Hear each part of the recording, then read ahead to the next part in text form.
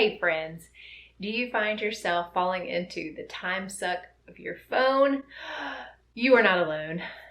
I'm right here with you and so many other people. So let's get rid of that mom guilt and come up with some real solutions for managing our screen time.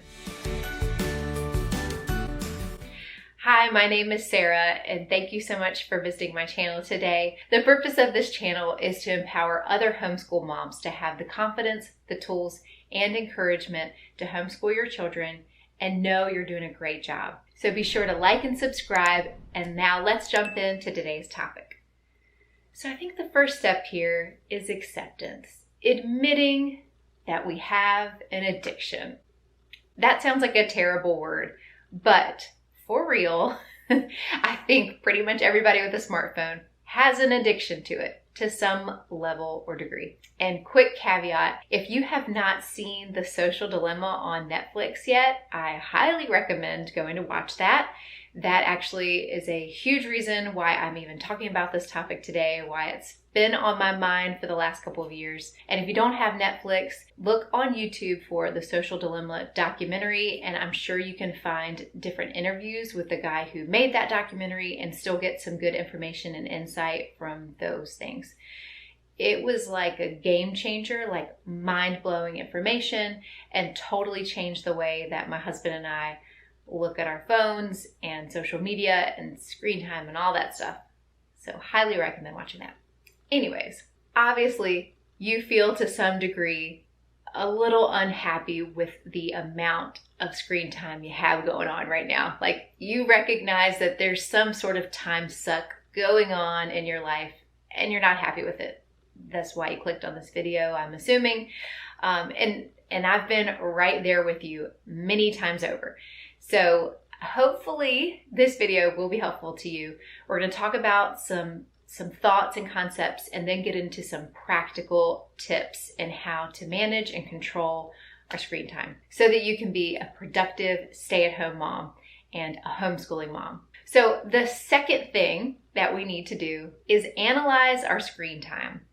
If you have never done this before, it's probably going to blow your mind and maybe be a little sickening at first, I'll warn you.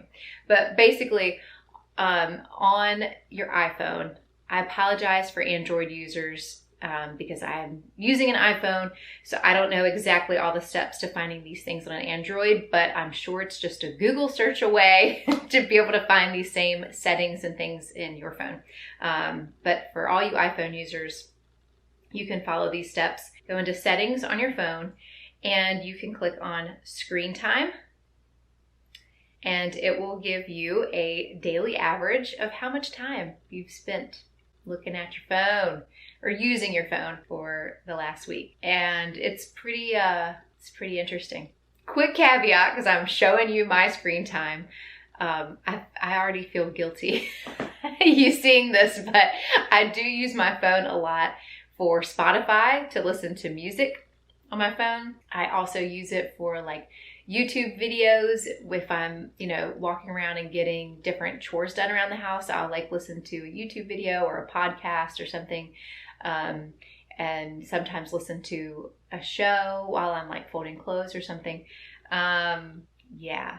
So anyways, those are some of the things I use my phone for that I feel less guilty about. But anyways, so you can go into your screen time and you can look at how much time each day of the week you spend on your phone. Then you can click on See All Activity. You can see how much time you spent on your phone each day. And then it breaks it down into categories for you. Then you can scroll down and you can see the different apps, and you can see specifically how much time you spent on each of those apps. And then if you keep scrolling down, you can see the number of pickups. How many times you picked up your phone and looked at it, or like touched the screen to like see your notifications. 131 is like out of control. I feel like that's so many times throughout the day. So I think about this kind of like when you're creating a budget, right? Like a financial budget, and you go and you analyze all of your spending. You look at your credit card bill and you add it up for the month. Some credit card companies like do the categories for you, or you can go and filter by like, let's say Starbucks is your weakness or something. So you could filter by Starbucks. And then you can see the total amount that you spent there over the month and like really freak out because it seems like you're only spending a little bit here and there. And once you see that number totaled up at the end of the month, you're like, oh wow, like I'm spending way more than I thought. And so I feel like that is what this assessment is like, is you look at that and go, oh, okay, that's more than I realized it was in a day. So when I look at these numbers, I look at that and go, oh, what else could I have been doing with my 3 hours and 41 minutes rather than being on my phone? When you very first go and look at this, just be prepared to be shocked. Or at least I was shocked. I don't know. We'll see how you do. The third thing you need to do is you need to determine your why. Why do you feel the need to manage your screen time better, your phone time better? And if you're a homeschooling mom like me, then we probably have a lot of the same reasons. So I'll share mine with you. Number one, my kids, right?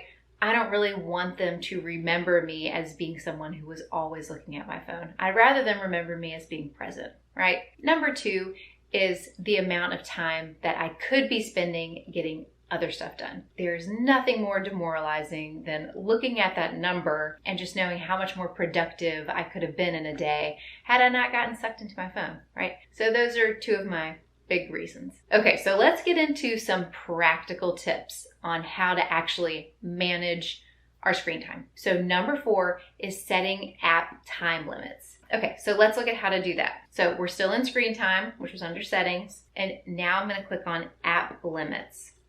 Okay, so for me, I only have 2 apps that I feel the need to limit myself with, and that is Instagram and Facebook. Social media, and that's probably the same for most people. Social media are those big time sucks. Like, we just get in there and we start scrolling.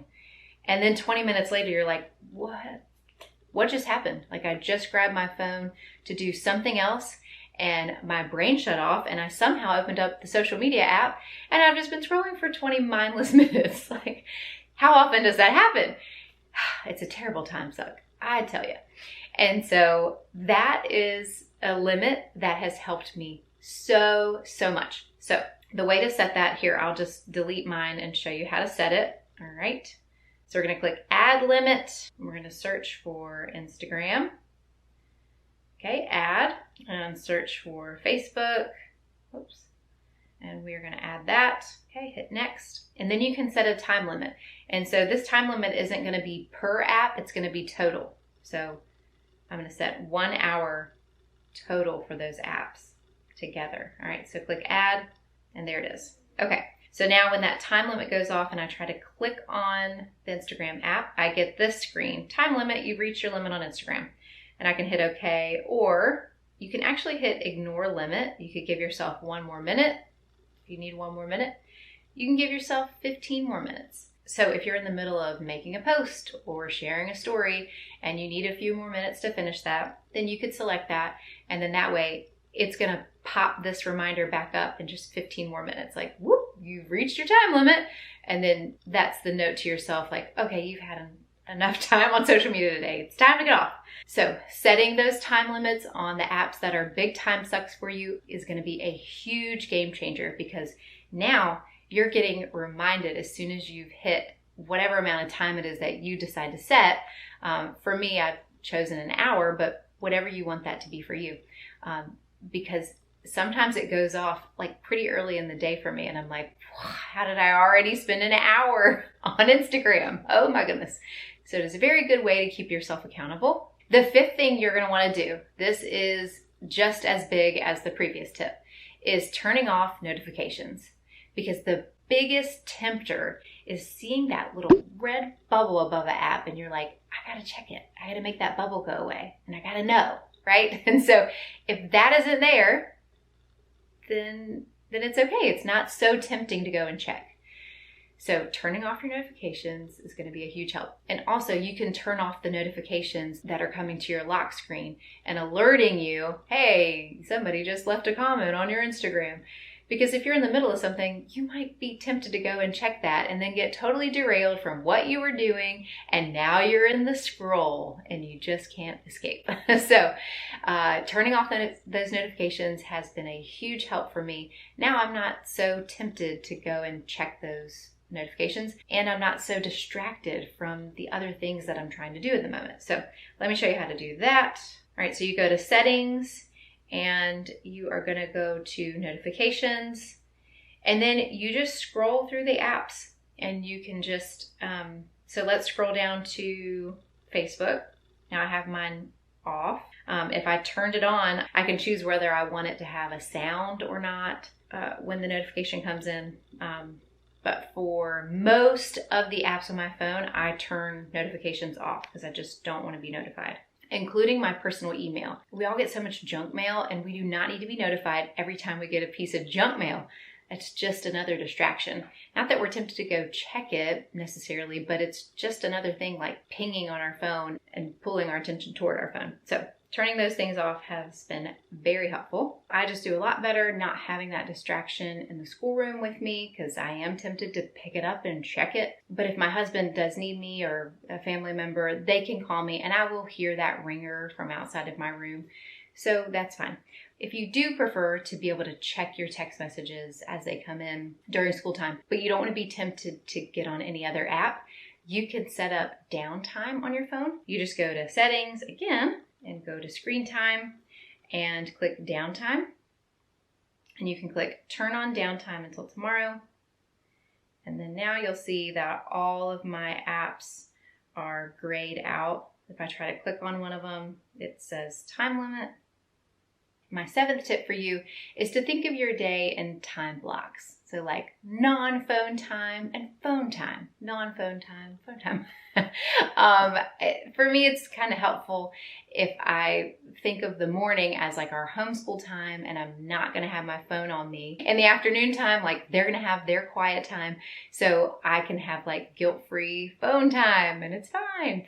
And of course, like after they go to bed, not to say that I am not picking up my phone throughout the day and doing stuff on there, but I do try to like not be on it so much, and knowing that I'll be able to have a chance to get on there and check things and look at things that I want to look at. So that helps me. All right, number 8. For the first week of checking your screen time, do that every day. At the end of every day, check your screen time and see how you did. You know, you just want to kind of see what patterns you have, how much time you're spending on different apps, and that way you can make a game plan for the next day. Number 9, and last one for you, is to notice how much else you're able to get done when you have cut back on your phone time. Like, it's going to be noticeable. Trust me, it's going to be noticeable when you cut back on your phone time how much else you are able to get done in a day. Like, we can be so much more productive when we are not sucked into our phones for so much of the day. It's crazy. So do that. Notice how much more you're getting done, because that's going to be the motivation for you to keep being disciplined with this, to keep managing your screen time. And that's what we need. We need to be disciplined in this, or it's just kind of all going to go out the window, right?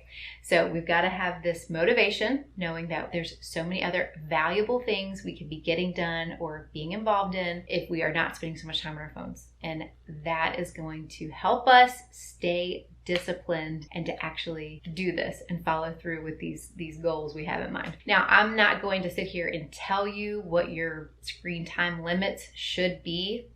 That's okay. That's up to you. I did share that I put a 1-hour time limit on social media for myself. And some days I do hit that remind me in 15 more minutes button. Sometimes I hit it more than once, depending on what I'm trying to do.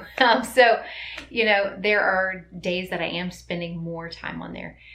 But it is a really nice reminder to say, hey, it's already been this long. Are you sure you want to put more time into this app? It's like a really great like gut check, like, oh, okay, yeah, that's kind of a lot of time. I'm going to move on and do something more productive with my life. So hopefully that would be helpful to you too. Hopefully these tips will be helpful to you. Let me know in the comments below if you have any other tips to share with us. I'd love to hear from y'all, and I hope you have an amazing day. Don't forget to like and subscribe, and I'll catch you in the next video. Happy schooling!